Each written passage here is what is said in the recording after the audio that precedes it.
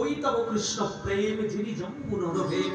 এই প্রেম নিলোকে না হয়, যদি হয় যোগ না হয় বিয়োগ, বিয়োগ হইলে কভু না জিও। হৃদয় গৌর হরি হরি। এগুলো সাধারণ কথা নয়, এগুলো অসাধারণ কথা। আমাদের মতো সাধারণ মুখে কথাগুলো বেরোচ্ছে মানে এগুলো আমাদের না বলাই মনে হয় যেন ভালো। এগুলো খুব উচ্চ মার্গের কথা। তবে গুরুদেবের মুখ থেকে শুনেছি, কি করব, বেরিয়ে যায় মাঝে মাঝে। জয় নিতাই। তাহলে কি দেখলাম? লালসা, উদ্বেগ, ক্ষীণতা, জরিমানতা, বৈরাগ্য, ব্যাধি, উন্মাদ, মোহ। চোখ খোলা আছে, কান খোলা আছে, কিছু দেখতেও পাচ্ছি না, কিছু শুনতেও পাচ্ছি না, কিছু বলতেও পাচ্ছি না।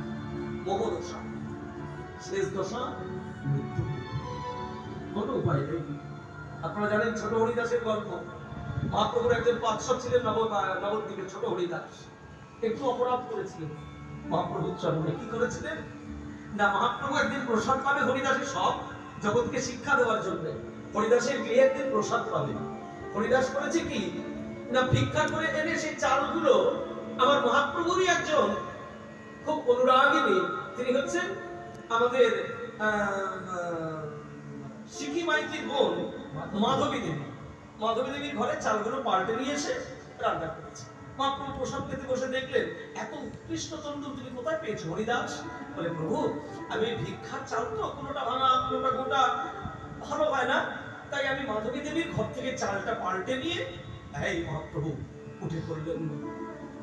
এইভাবে শিক্ষা দিয়েছেন জগৎকে, যাও তোমায় পরিত্যাগ করলাম, দূর হয়ে যাও, ওই মুখ তুমি আমাকে দেখাবে না, কারণ তোমার মধ্যে একদম ভালো মন্দ বিচারটা যায়নি, তুমি কি জগৎকে শিক্ষা দিবে, যাও দূর হয়ে যাও।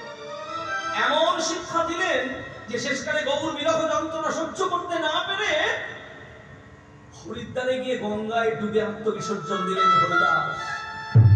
যদি হয় যোগ, কোন ভাগ্যে কোন জীবের যদি কোন রকমে একবার কৃষ্ণ প্রেমের যোগাযোগ হয়, না হয় বিয়োগ, বিয়োগ হওয়ার কোন সম্ভাবনা থাকে না।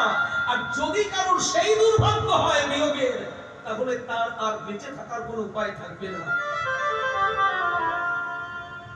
মৃত্যু।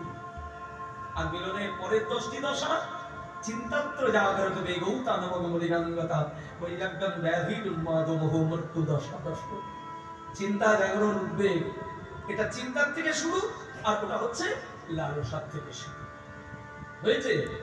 এইবার পূর্বরাগের জন্ম হয় কোথার থেকে না, দর্শনে শ্রবণের রাগ দুই তো প্রকার, সাক্ষাৎ দর্শন এক চিত্রপটে আর স্বপ্ন দেখি উঠি এক করে আলিঙ্গন, এই অনুভব সূত্র বিষম দর্শন।